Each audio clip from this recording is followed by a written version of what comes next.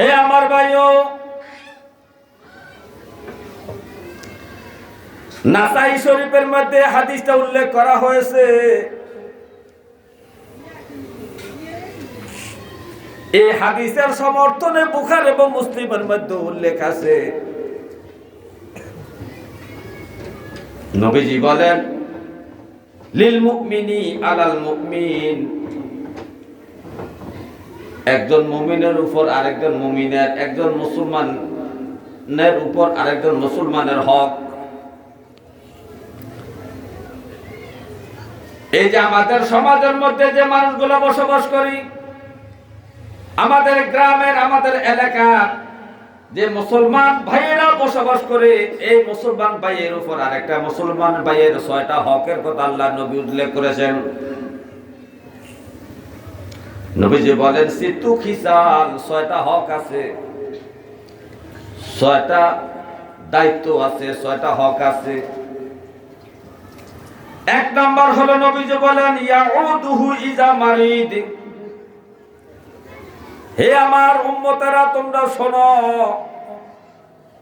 তোমার বাড়ির, তোমার গ্রামের, তোমার সমাজের, তোমার এলাকার কোন মুসলমান যদি অসুস্থ হয়ে যায়, তুমি তার সাথে চলাফেরা করেছ, তোমার জানাশোনা কোনো ব্যক্তি, তোমার এলাকার, তোমার সমাজের, তোমার বাড়ির, তোমার গ্রামের, তোমার প্রতিবেশী কোনো ব্যক্তি যদি অসুস্থ হয়ে যায়, তাকে দেখতে যাওয়া তোমার উপর কর্তব্য। এই অসুস্থ ব্যক্তিটাকে দেখতে যাওয়া তোমার উপর একটা হক। ওই অসুস্থ ব্যক্তির একটা হক তোমার উপর আছে, তুমি তাকে দেখতে যাইবা। নবীজির জবান মোবারকের দ্বারা এই কথা বলেছেন যে একজন মুসলমানের উপর আরেকটা মুসলমানের হক হলো অসুস্থ ব্যক্তিকে দেখতে যাওয়া।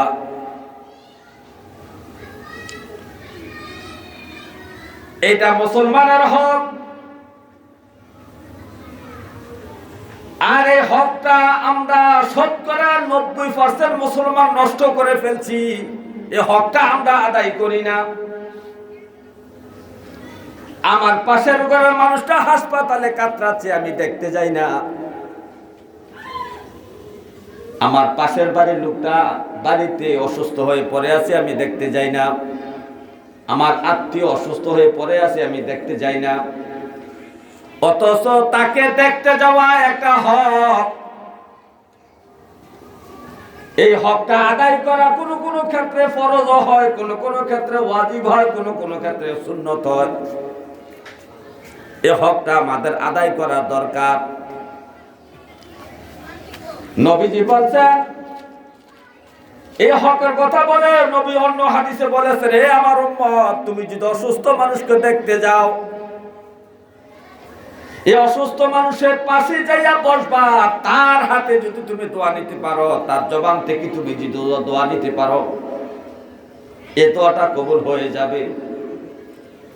অসুস্থ ব্যক্তি বিমারগ্রস্ত হইয়া এই ব্যক্তিরা যদি সুস্থ ব্যক্তির জন্য দোয়া করে, দোয়াটা কবুল হয়ে যায়। আর তুমি অসুস্থ ব্যক্তিকে যাইয়া তার মাতার কাছে অথবা যে কোনো জায়গায় বসিয়া তাকে সান্ত্বনা দিবা, আর বলবে লা বাসা তুহুরা ইনশাআল্লাহ, লা বাসা তুহুরা ইনশাআল্লাহ, এই দোয়া করে তাকে ফু দিবে অথবা তার জন্য এই দোয়াটা করবে। আর তুমি যদি তার কাছ থেকে এইভাবে তার ভালো মন্দ কুশল জিজ্ঞাসা তার থেকে বিদায় নিতে পারো, তোমার উপর অজস্র দ্বারে আল্লাহ রহমত নাজিল করতে থাকবে। তোমার জীবনের অনেক গুনাহগুলো আল্লাহ মাফ করে দিবে। নবীজি এই উৎসাহ দেওয়ার পরও মুসলমান, 90% জন মুসলমান এই মুসলমানের হকটা আদায় করে না।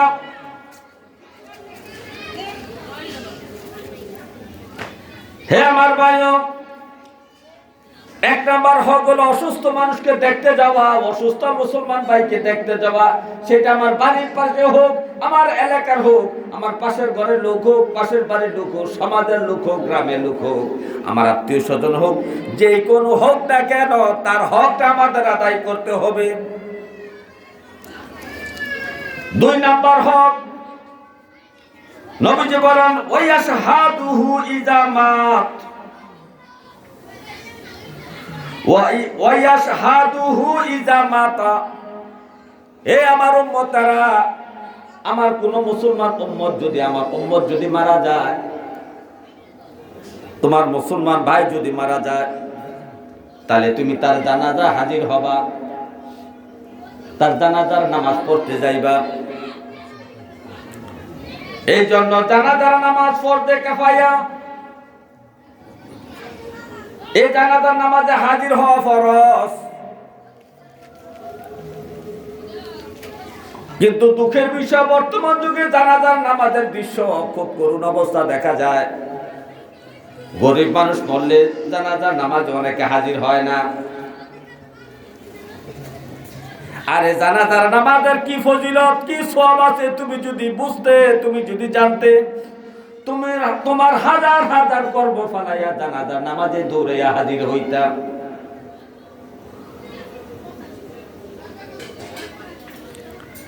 হে আমার ভাইও, এই জানাজার নামাজে হাজির হওয়া মুসলমানের হক। কিন্তু দেখা যায় বাজারের মধ্যে জানাজার নামাজ হচ্ছে, দোকানদার দোকানদারি করছে, গল্প গুজব করছে, জানাজার নামাজে হাজির হচ্ছে না, অথচ দাবি করে মুসলমান, আশিক রাসূল, ইমানদার, মুমিন, জান্নাতি দল। যে ব্যক্তির কাছ থেকে একটা ফরজ ছুটে যায়, আর নবী জানাজার এত ফজিলত বর্ণনা করছে, এরে মুমিন, তোমার ভিতর যদি তাকুল্লাহ, আল্লাহর ভয়, নবীর মহব্বত থাকতো, তুমি পাগলের মধ্যে দৌড়াইয়া জানাজার নামাজে হাজির হইতা। কিন্তু আজকে জানাজার নামাজে মানুষ হাজির হইতে চায় না, আর জানাজার নামাজের দৃশ্য অন্যরকম। হে আমার ভাইও, আমার আলেম ভাইদেরকেও অনুরোধ করব, জানাজার নামাজে যে সমস্ত কর্মকাণ্ড শুরু হয়েছে, যে বেদাত, যে ফিতনাগুলো শুরু হচ্ছে, এগুলা দূরীভূত করার দরকার। নবীজির আমলে জানাজার নামাজ কিভাবে হইতো এটা দেখার দরকার। জানাজার নামাজে তার করে আধা ঘন্টা, 15 মিনিট, 20 মিনিট, 40 মিনিট আপনি মানুষকে বিরক্ত করবেন। আপনাকে কে বলছে তার এত কাহিনী বলার জন্য? এই কাহিনী বলার জন্য আপনি আলাদা স্টেজ করেন। কিন্তু নবীর সুন্নত তরিকার মধ্যে লাশ আসবে, জানাজা হবে, দোয়া হবে, চলে যাবে। এর বাহিরে আপনাকে করার জন্য কে অনুমতি দিয়েছে? আপনি তো এগুলা অতিরিক্ত করছেন তো করছেন, বরঞ্চ লাশের জন্য যারা দোয়া করতে আসে তারা বিরক্ত হয়ে চলে গেছে, লাশের জন্য দোয়া আর হলো না। দাস্তে বাস্তে অনুরোধ করব, নবীজির আমলে জানাজার নামাজ কিভাবে হইতো, কিভাবে নবীজির জানাজার নামাজ পড়াইছেন, সাহাবায়ে কেরাম কিভাবে জানাজার নামাজ পড়াইছেন, আউলিয়া কেরাম কিভাবে জানাজার নামাজ পড়াইছেন, ওইগুলা দৃশ্য আমাদেরকে নকল করতে হবে। তাদের আমলগুলা দেখে দেখে আমাদের আমল করতে হবে। আমরা যদি এখন সতর্ক না হই, সামনে আমাদের কঠিন অবস্থা আসতেছে। হে আমার ভাইও, এই জানাজার নামাজে বড় আলেম ওলামা দ্বীনি নসিহতের জন্য একজন আলেম কথা বলতে পারে। যত একটা মাইয়ুত ব্যক্তি সামনে, এই মাইয়াতের হকের বিষয়ে, জানাজার যে হকগুলো আছে, তার আত্মীয় স্বজনের উপর এই মাইয়াতের যে হকগুলো আছে, হকের বিষয়ে, সে ব্যক্তি নামাজি ছিল কিনা, বেনামাজি ছিল, তার নামাজ কত ওয়াক্ত কাজা হয়েছে, কাফারা দিতে হবে কিনা, তার ঋণ আছে কিনা, বিভিন্ন বিষয়ে একজন আলেম নসিহত করতে পারে। তার ফ্যামিলির পক্ষ থেকে একটা লোক তার পরিচয় দিতে পারে যে আমার বাবা, আমার ভাই, আমার চাচা, আমার ছেলে আপনাদের সাথে চলাফেরা করছে, যদি কোনো অন্যায় অপরাধ করে থাকে আল্লাহর রাস্তায় আপনার কাছে আমি তার বাবা হয়ে, ভাই হয়ে, চাচা হয়ে, মামা হয়ে মাফ চাই। আমার এই সন্তানকে, আমার এই বাবাকে, আমার ভাইকে আপনারা দয়া করে মাফ করে দেন। এতটুকু বলতে পারে, আর কিছু বলার দরকার নাই। সে লোকটা কেমন ছিল এই কথা আপনি বলতে পারেন, বিভিন্ন বিষয় বলতে পারেন 2-4 মিনিটের মধ্যে। কিন্তু একটা জানাজার মাঠে 10 জন 12 জন 15 জন 16 জন মানুষ বক্তব্য দিবেন, এটা কোথায় পেলেন? নবীজির কোন সুন্নাত এগুলা আবিষ্কার করেছেন?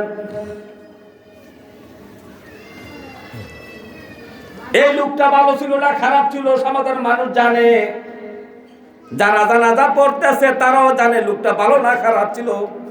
তার এই সমস্ত কথা বলে বলে একটা বিষয় 4 জন 7 জন ব্যক্তি বলে এইগুলা বলে সময় সময় অতিবাহিত করেন আর মানুষকে বিরক্ত করেন। এই সমস্ত বন্ধ করুন, দয়া করে এই সমস্ত জিনিস বন্ধ করুন। নবীজির আমলে কিভাবে জানাজার নামাজ হইতো, সাহাবায়ে কেরামের আমলে কিভাবে জানাজার নামাজ হইতো, আউলিয়া কেরামের আমলে কিভাবে জানাজার নামাজ হইতো, ওই দৃশ্যগুলো আমাদের নকল করে করে আমল করা দরকার। কিন্তু দুঃখের বিষয় বর্তমানে জানাজার নামাজে শতকরা 50-60 জন মানুষ যায় না, দোকানে পাটে বাড়িতে অবহেলা করে বসে আছে, বলে এটা তো ফরজে কাফায়া, 10 জনেতে 1 জন পড়লে আদায় হয়ে যায়। আরে মিয়া মাসলা হলো এই রকম, এই জানাজার নামাজ হলো ফরজ। একটা গ্রামের একটা বাড়ির বিভিন্ন কাজে নিয়োজিত আছে, সবার উপরে জানাজার নামাজ ফরজ।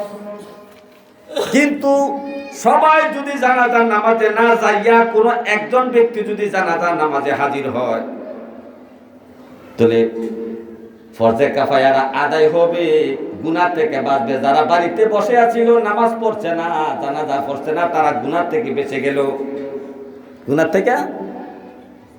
কিন্তু তাদের জানাজার নামাজ আদায় হবে না। দরজাতে একজনে পড়লে যদি জানাজার নামাজটা আদায় হয়ে যায়, তাহলে যারা বাড়িতে বসে আছে তাদেরও সওয়াব পাওয়ার কথা, তারা সওয়াব পাওয়ার কথা না। তো আপনি তো সওয়াব পাচ্ছেন না, সওয়াবের অধিকারী হচ্ছেন না, শুধু মাইর থেকে গুনাহ থেকে বাঁচলেন, কবরের আযাব দুজকের আযাব থেকে আপনি বাঁচলেন। ফরজটা কি হইল? দরজাতে একজন আসছে, ফরজে কাফায়া ফরজটা আদায় হইছে বলতে এমন আদায় হইছে না সওয়াবের অধিকারী হন নাই, আপনি শুধু আযাব থেকে মুক্তি পাইছেন, এমন ফরজটা আদায় হইছে। কিন্তু দুঃখের বিষয় আপনার তো জানাজার নামাজে হাজির হওয়ার দরকার। নবীজি বলছে এক মুসলমান যদি আরেক মুসলমানের জানাজার নামাজ হাজির হয়, আল্লাহ তাআলা তার অসংখ্য অসংখ্য গুনাহগুলো মাফ করে দিবেন। রহমতের বৃষ্টির মতো তার উপর রহমতের বৃষ্টি বর্ষণ হবে, তার গুনাহ মাফ হবে এবং তার মধ্যে মৃত্যুর ভয় সৃষ্টি হবে, তাকওয়া সৃষ্টি হবে, নবীর মহব্বত পয়দা হবে, আল্লাহর ইত্তাকুল্লাহ আল্লাহর তাকওয়া তার দিলের মধ্যে পয়দা হবে। এই জন্য জানাজা নামাজ আমাদের পড়ার দরকার, এগুলা সময়ের দরকার, এই দিকে আলোচনা করতে পারছি না। হে আমার ভাইও, 3 নম্বর হক হলো ওয়ায়ুজিবুহু ইযা দাআহু। যখন তোমার মুসলমান ভাই তোমাকে দাওয়াত দেয়, দাওয়াতটা তুমি রক্ষা করবা। মুসলমান ভাই তোমাকে দাওয়াত দিলে দাওয়াতটা তোমার রক্ষা করা দরকার, এটা একটা হক। দুঃখের বিষয় বর্তমান সমাজে এমন ফিতনা পয়দা হয়েছে, দাওয়াত দিলে মানুষ দাওয়াতে যাইতে চায় না, কারণ ওই ফটলা গিফটের কারণে।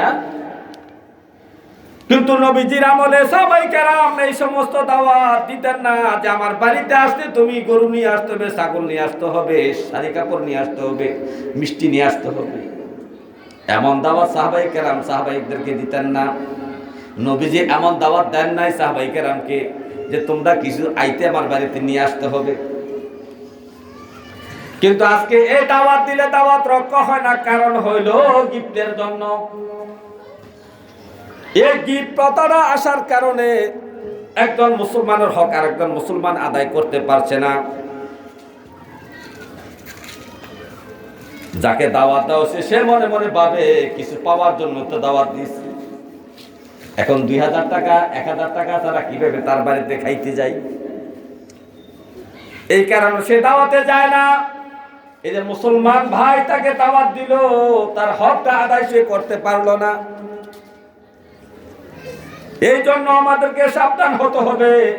আপনি যদি দাওয়াত দিতে মনে চায়, আপনি মুসলমানি করাবেন, দোয়ার জন্য অনুষ্ঠান করবেন, আকিকা করাবেন, দোয়ার জন্য অনুষ্ঠান করবেন, উলিমার অনুষ্ঠান করবেন, দোয়ার জন্য করবেন, এগুলা কিছু পাওয়ার জন্য করবেন না। কিন্তু আমাদের সমাজটাকে ভূতে ধরেছে। এই সিস্টেমটা চালু হইতে হইতে এখন এমন জঘন্য আকার ধারণ করেছে যে 100 জন মানুষের মধ্যে দাওয়াত দিলে প্রায় 60 জন মানুষের দাওয়াত রক্ষা করে না, গিফটের কারণে। আপনি উলিমার অনুষ্ঠান করবেন, উপহার পাওয়ার জন্য নয়, গিফট পাওয়ার জন্য নয়, দোয়া নেওয়ার জন্য আপনি দাওয়াত দিবেন। আপনি সুন্নতে খাতনার অনুষ্ঠান করেন, দোয়া নেওয়ার জন্য দাওয়াত দেন, কিছু পাওয়ার জন্য নয়।